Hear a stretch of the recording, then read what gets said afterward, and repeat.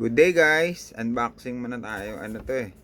Air filter tsaka air filter ng sa aircon. Kasama nyo sa nyo to, preventive maintenance. Ayan, oh. Ito sa aircon to. Importante to kasi pag napuno ng alikabok to, mawawala na ng lamig yung aircon nyo. Ito sa makina naman. Mura lang to, parang 500 lang pair nito eh.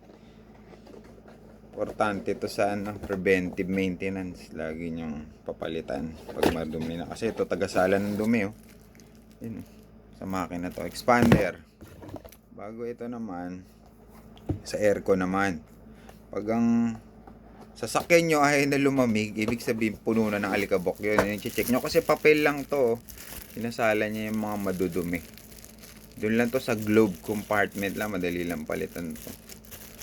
Thanks for watching. Don't skip ads.